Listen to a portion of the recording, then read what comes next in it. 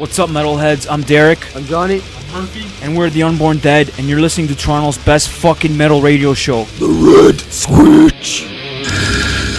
It's a quite complex issue. Yeah. But I think there's also a tongue-in-cheek version of that which deals with church burnings and black metal and stuff like that. I don't know. Maybe that might have something to do with it. Who knows? Do you guys same context? Do you guys feel like you should probably hold back in what you write and what you say in your music?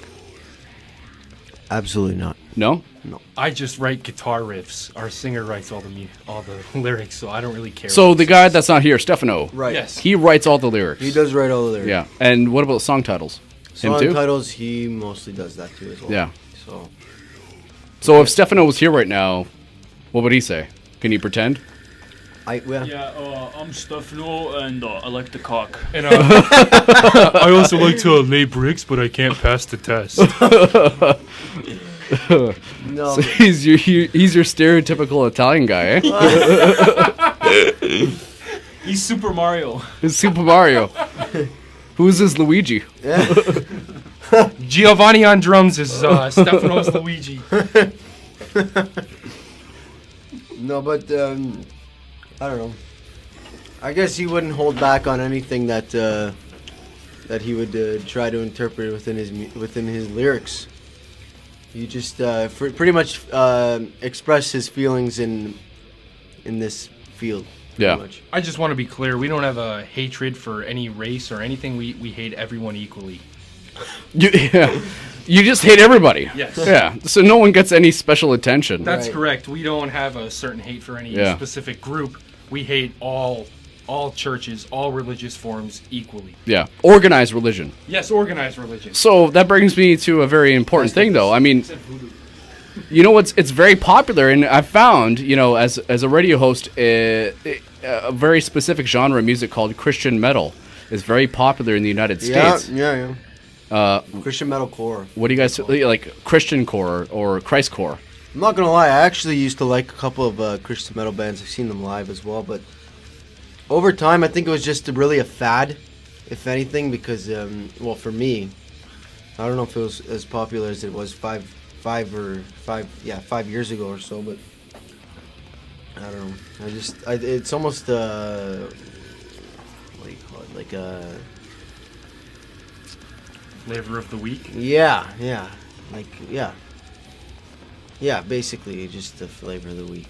I would say that Christian metal portrayed a good message for their Christian following, but their guitar riffs were lacking and the music was garbage. I think the most important question is, though, musically. I mean, everyone has got a different message in their music. Yeah. I mean, who cares about the message? But can they keep up with traditional bands? Yeah, there's one good Christian band out there. I don't know if they're Christian, but they're called Believer, and they got this one album called Say Obscure, which is pretty good. It's interesting. I don't know. I've only heard a couple tracks, but it's okay. Yeah. Also, there's one band they called August Burns Red from Philadelphia. I've seen them live a couple times, and they're really like they portray a lot of technical aspects within their music, and they're not only that, but they're really tight as a band live. So that's why I kind of was drawn into them. Mm-hmm. But as far as lyrics goes, I think that's really gay. To be honest with you, it's just I don't know. I think it's just like you said, John, the flavor of the week. I would also say that because they're a Christian band, they don't let their mind go towards, like the elements of sin, so they can't create brutal music. They're creating godly music and thinking about, flowery gardens and whatnot. We're thinking about, graveyards filled with rotting bodies, and that's why we can write brutal music. Is it possible to write a song that's about New Testament and still sound like brutal grind death? I could do it. Could you do it? I could do it. Yeah? But, It's possible. But would it be honestly an honest depiction of New Testament Christian values? If I wrote the lyrics as well, I guess it would take a lot of time, and I'd have to actually read the New Testament. But Well, I think it's been done before already. Yeah.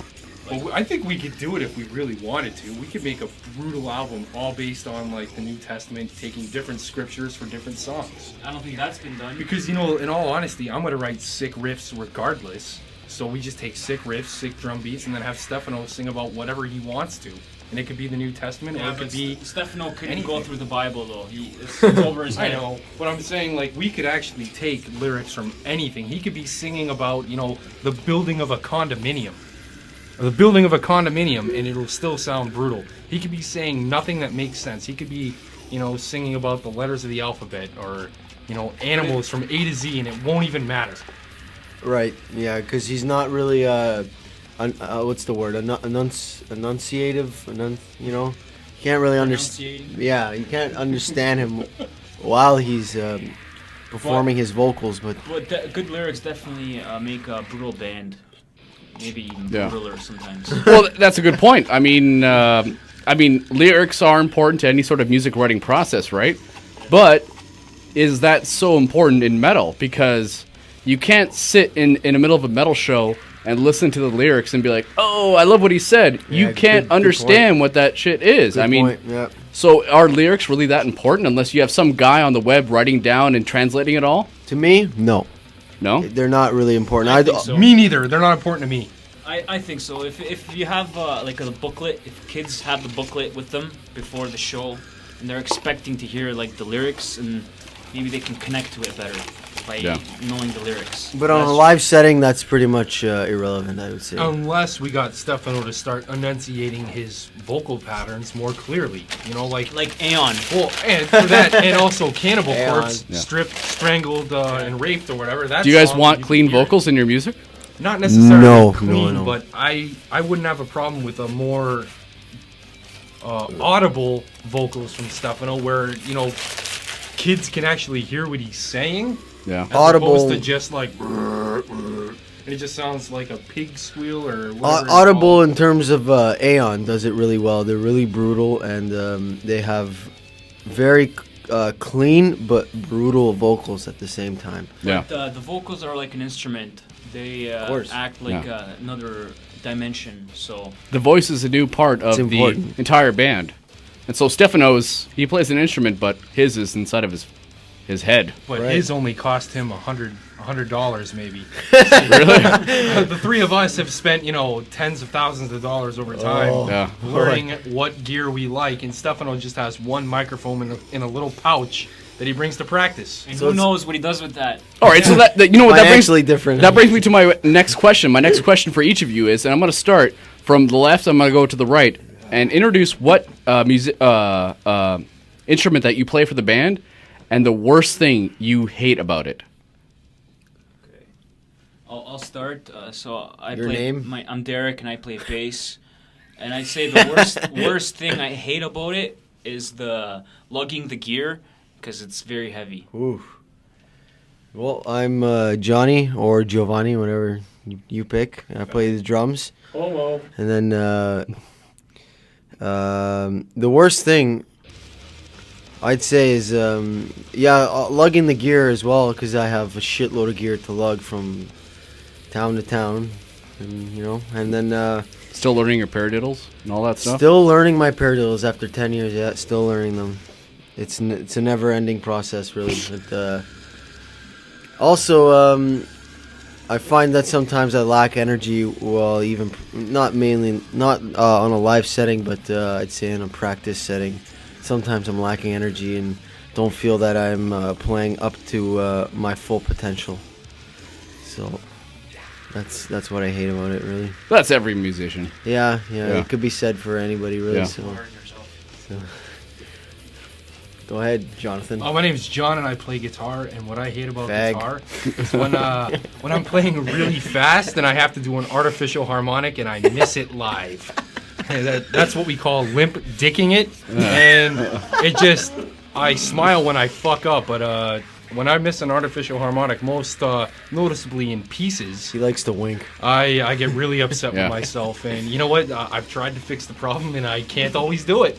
I can play the sweep solos fine, but you give me an artificial harmonic in a place where it doesn't belong, and I'm gonna fuck it up. Yeah. So obviously you guys play for the love of the music. That's the reason why you course. came together in the first place. Yeah. So much. when you guys play live, you have a great time when you do it. Oh yeah, absolutely. So if, say, somebody makes a mistake during a live performance, how do you deal with it?